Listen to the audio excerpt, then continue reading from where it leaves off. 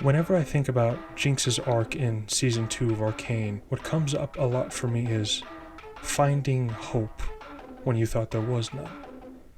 Even when all the colors run dark and there seems no reason to just even exist anymore, you will often find that even in these darkest of places that there is hope. You were just too hurt to see it, even if it was right in front of you the entire time. And that feels very true for a lot of the characters. For Jinx, believing she's nothing but a destructive force, for Vi giving up on her family, for Echo giving up on what Zaun could be and giving up on Jinx. I love this idea of finding hope when it seems like there is none. It's part of the reason why I want to talk about why Jinx is my favorite character of Season 2. At least right now, because, the hyperfixation might change.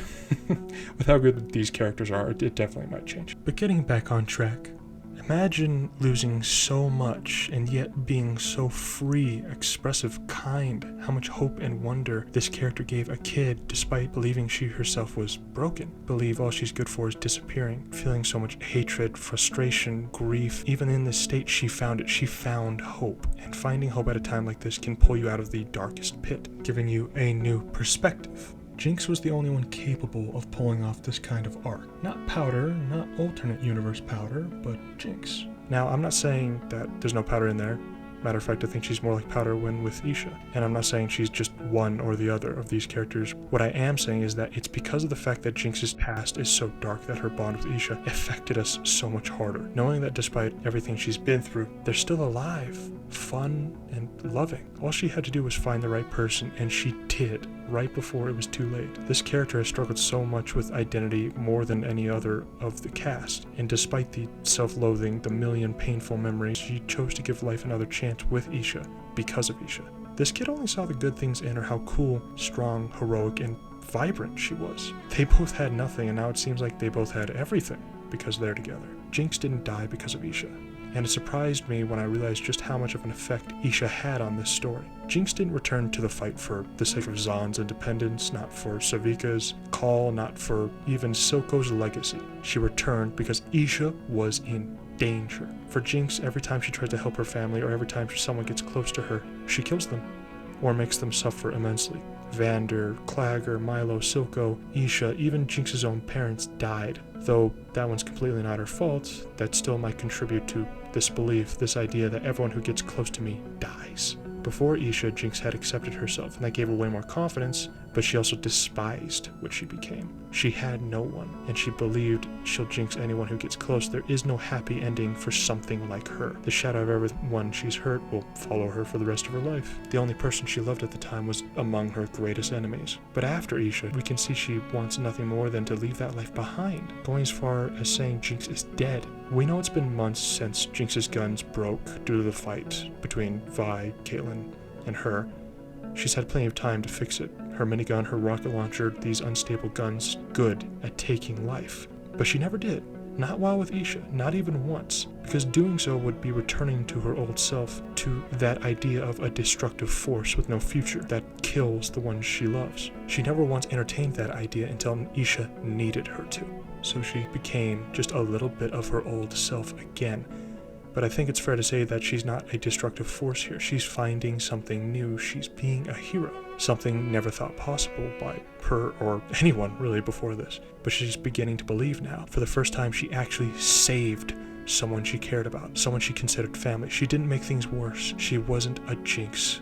She was a big, fat hero. This must have been a healing moment for her. It's like this entire scene is a giant middle finger to the idea that Jinx can't be something good. She can, as now she meets the Jinxers for the first time and is given respect, and saves Isha. Without Isha, none of this would have been possible, and we continue to see Isha's influence here when Jinx realizes her dad is alive and she goes to find Vi. Now, I think Jinx understands Vi a lot better now, from a whole new outlook, because every time Isha looked up to Jinx now reminds her of every time Powder looked up to Vi. That bond, years of closeness. and to see her older sister, the one she looked up to, fall so brutally, pushing everyone away, stop caring about herself, drowning in drink. It's hard for Jinx, even with some of the bad blood between them, to see her that way. I strongly doubt she would have ever reached out without Isha's influence, though, and when she does so a little playfully, but still. Even when Vi gets aggressive, almost choking the life out of her, Jinx doesn't once reach for a weapon, a gadget, or anything. The only thing she tries to reach is her sister. Jinx is being incredibly vulnerable here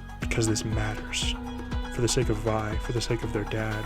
And Vi does agree, albeit almost after choking her unconscious, and is very skeptical at the start, but some part of Vi still wants to believe Jinx is her sister. Vi saw it before when Jinx was protecting Isha, and she's seeing it every time again when Jinx makes sure Isha is safe.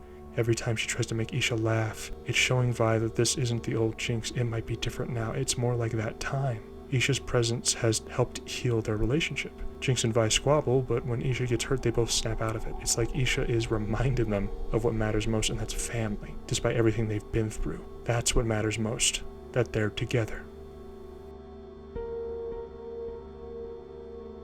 They find Vander, but he's not in control. Vi doesn't see her father, just the monster. And Vi does what she always does. She protects her family. She's starting to re-embrace that role. Jinx pleads with Vi that it is their father, and Vi shows just how much faith she still has in her sister by putting her guard down, by becoming vulnerable and reaching out, despite the risk, just like her sister did at the start of this episode. And it works. Vander remembers his daughter, their faces, their mother, not fully returned, but he still loves them, and they get to hug their dad after so long. Years of pain, and they're finally all together again. This must have been amazing for all of them. Vi finding renewed purpose to live again. Jinx, after believing she killed her family, is embraced by them. Vander, after suffering years, organs removed, memories lost, friends killed, gets to see his children again. This is beautiful. Not too long ago, none of this was possible, but now it is. Afterwards, they find Victor, a healer, and they try to help Vander. They're trying to make a better life for themselves, staying together, visiting places they used to be with their parents. They're so close to a new life, a better one where they can have their family back. But this story is, as you know, a tragedy. Victor is killed by Jace, and Bessa invades. Caitlyn helps for Vi's sake, but it's not enough. With Victor dead, Vander goes berserk, killing everything, hurting even his daughter, and Isha can't take it. She can't just watch as the one who gave her life meaning suffers so much. So she acts. Jinx gave her confidence, hope, and love. Isha is brave because of Jinx, even to the end, and it's because of her that Isha goes out without fear and a smile on her face. Because Isha knows her big sister will live on.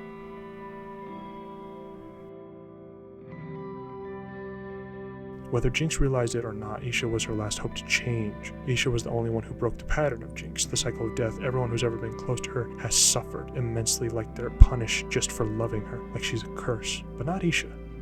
Isha was happier for knowing Jinx. It was supposed to be different this time, but in the end it wasn't. But it was, wasn't it? Jinx didn't kill Isha. Isha sacrificed herself to save her, to save them all. She wasn't forced into it. She wasn't killed by Jinx. She was inspired to it. She died happy. Before, Isha didn't have anything. Now she had the world because Jinx was in that world.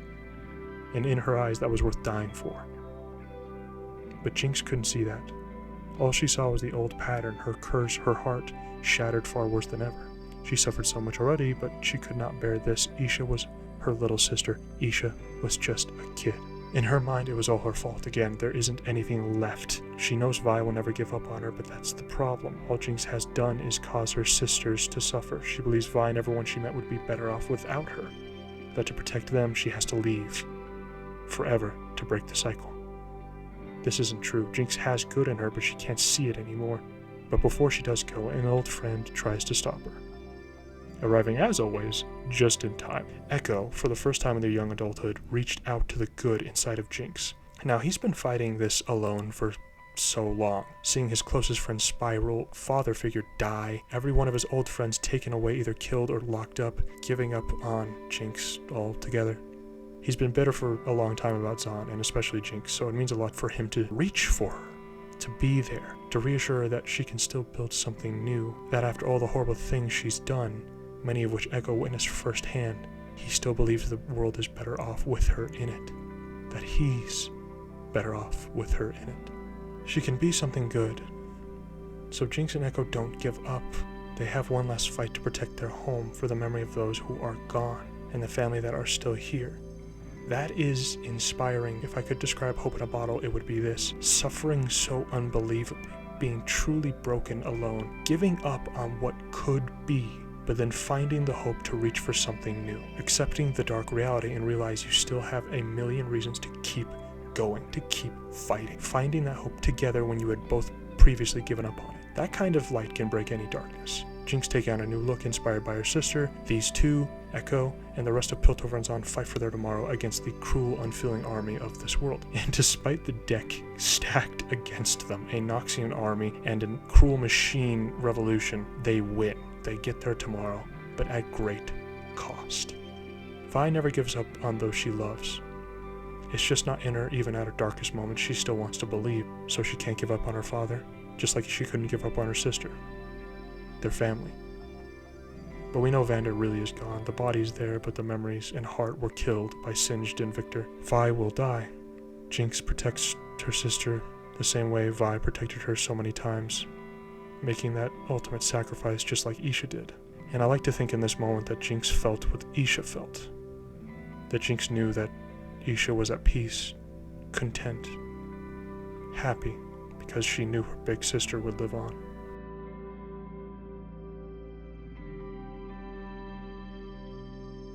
That's why Jinx is my favorite character of Season 2. Is Jinx gone? I don't know. That's the point, though. They want to leave it up to us to decide. I tend to not think so because, I mean, why would you show every other death scene and not Jinx's? Jinx is literally the only death scene we haven't seen in the show. It's a little crazy. So I lean towards the fact that Jinx might be alive, but who knows? This character story woke me up out of my life. Very few forms of media have cut through all the bullshit like this show did. I feel like I'm actually more alive after watching it because it's just that good. That's what good media should do. I am inspired. I'm still thinking about it, still feeling more creative than ever after watching. Beautiful flaws and all. I wanted to talk about this so much so it wasn't even up to me anymore. I'm fixated on this story and I'm thankful that it exists. Whatever comes next, I'll be happy to tune in because this show was amazing. Thanks, and take care of yourselves.